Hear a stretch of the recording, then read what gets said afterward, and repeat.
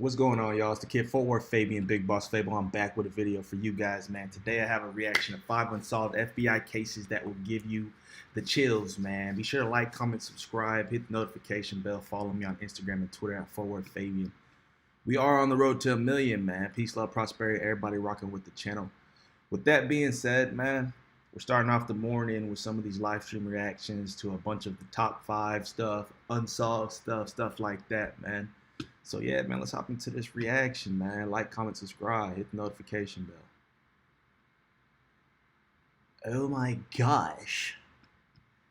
It is top 5 unsolved cases. The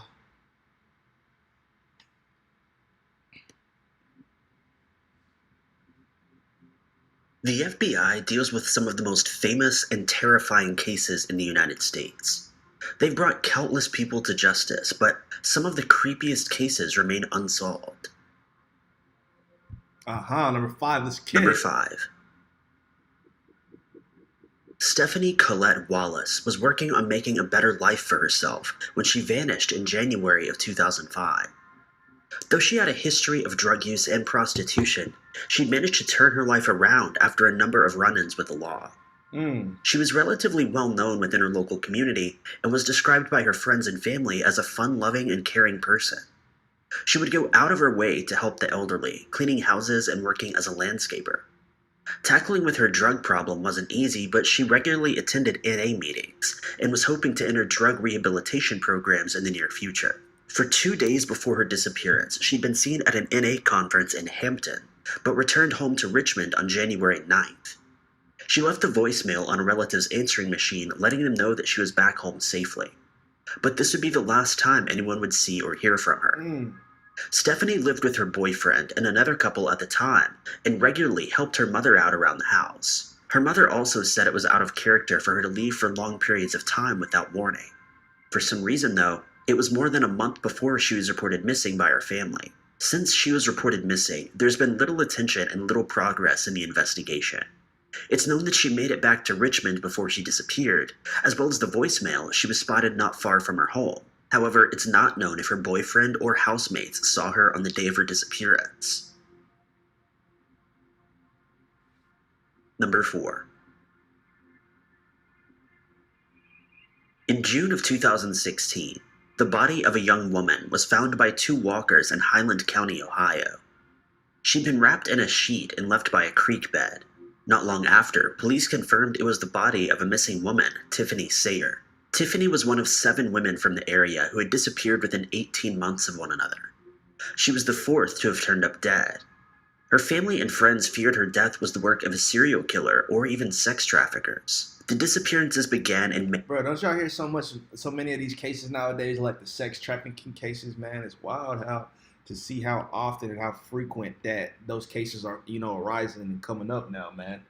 But like women out there, definitely be on your toes, man, because I don't know what's going on nowadays. But you hear these cases be skyrocketing and stuff. People getting kidnapped, people getting thrown into vans, and then you never see them again, man. It's some wild stuff going on out here. May of 2014, when Tamika Lynch was reported missing by her husband. Police didn't put too much effort into the investigation at first. She was an adult of sound mind, and there was no evidence she was in any danger. Her body was found 4 days after she was reported missing. Charlotte Trago went missing the same month as Tamika, and may have been friends with Tamika shortly before her disappearance. The 2 were good friends, and some reports even say they went missing on the same day.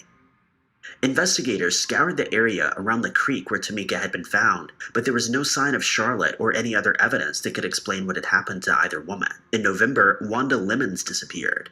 She wasn't friends with Charlotte or Tamika, but in fact was from the same town, so it caused concern. December came and a woman named Shasta was reported missing. Shasta was newly pregnant and spent most of Christmas Day excitingly telling everyone the news. She was last seen in the early hours of December 26th, and her car was found later that same day. Inside, police found Shasta's phone, a syringe, razors, and a small amount of blood. On January 2nd, sniffer dogs led police to her body in a nearby river. Almost a year after the first disappearances, Tiffany Sayer vanished. That same month, Timberlake Clater was found dead from bullet wounds, and her... That means you got an active serial kidnapper within the vicinity. Lock the border, shut everything down, man. Shut out. Nobody's getting in, getting out. You know, like when you got a third female going missing, bro, it's like that's when you know you need to crack down because it's becoming a pattern.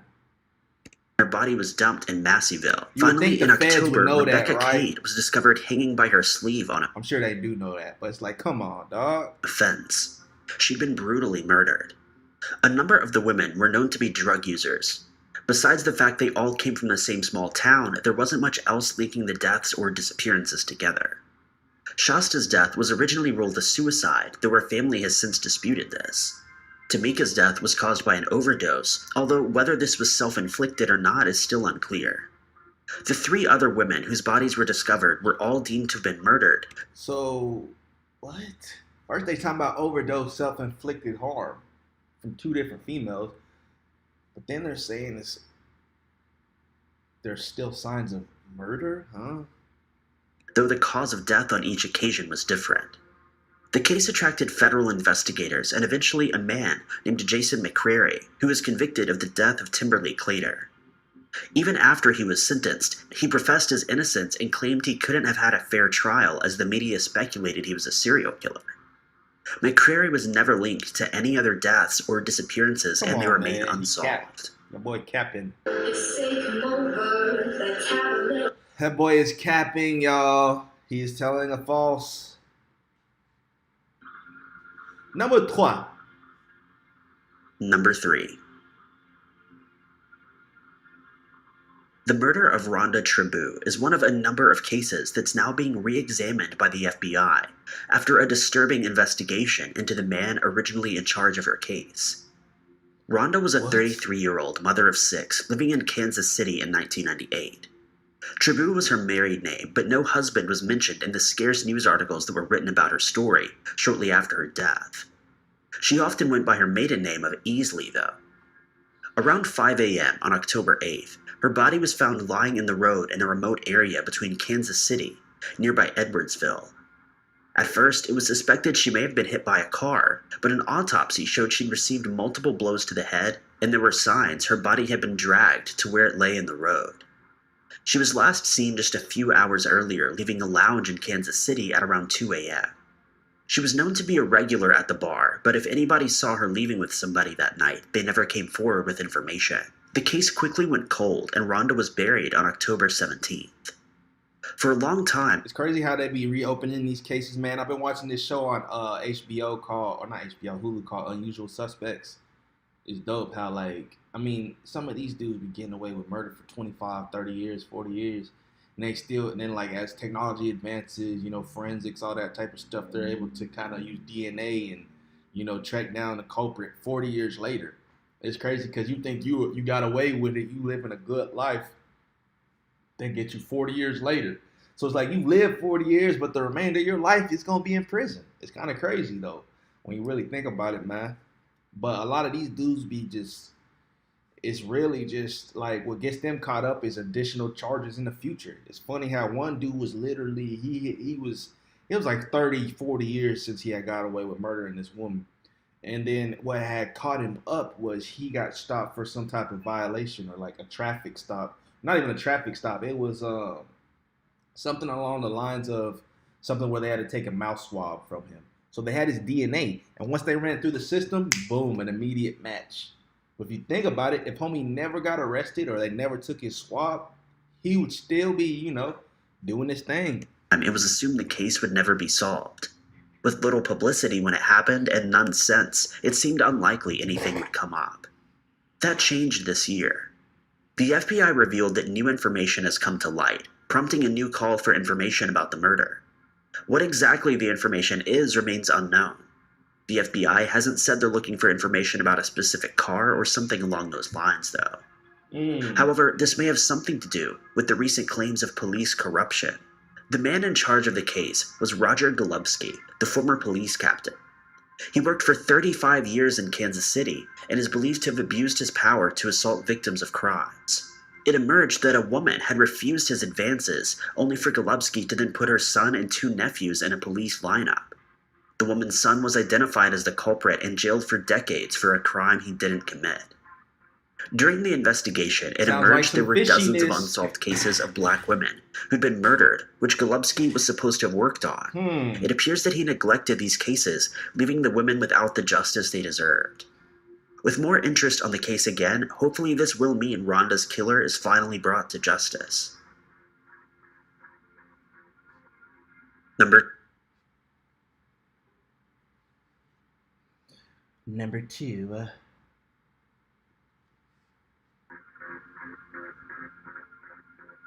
It was 1 a.m. in the middle of the Arizona desert when a cross-country passenger train was derailed without warning in October of 1995.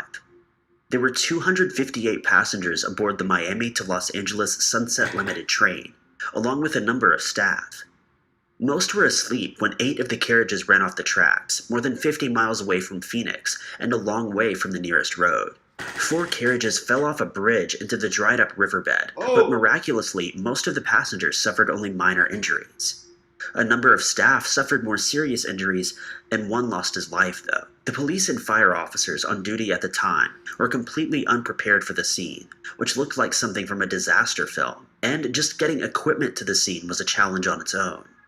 Volunteer rescue workers and farmers worked to clear the riverbed and allowed emergency vehicles to the site. At first, it appeared to be an accident, but one of the passengers discovered something disturbing.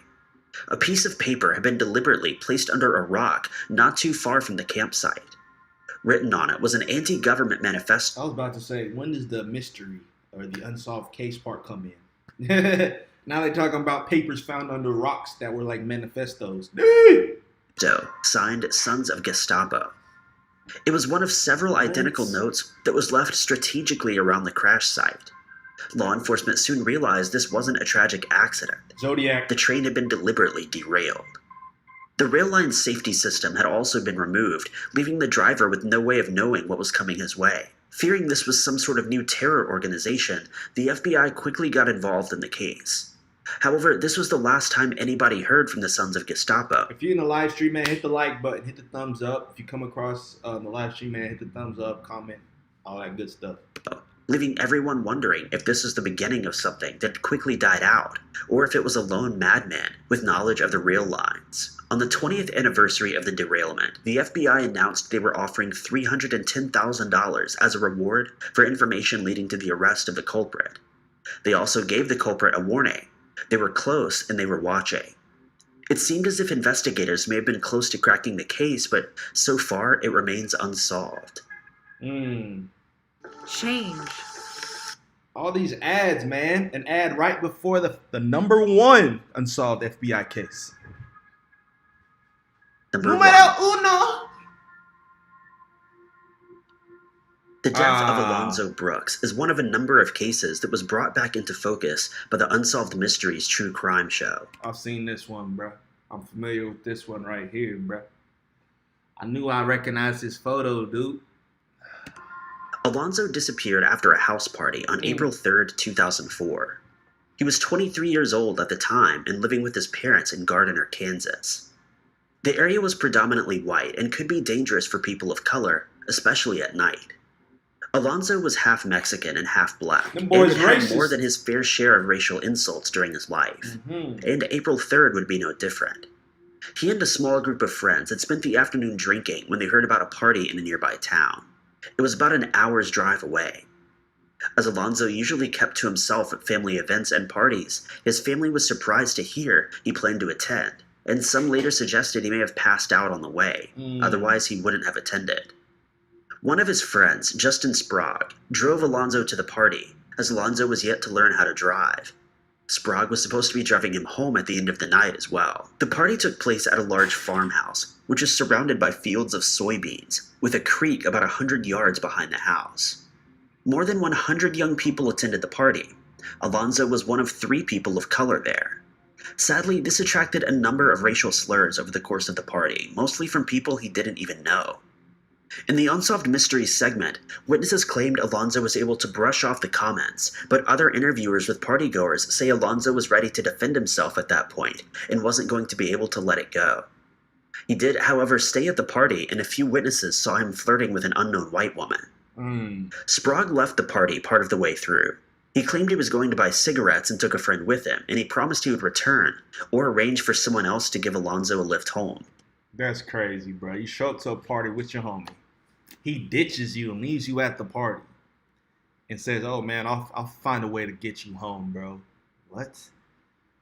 And supposedly the details of this story, bro, they're like far. They were like out in the woodlands, I don't know, the boondocks, and it was a far drive from like where they lived.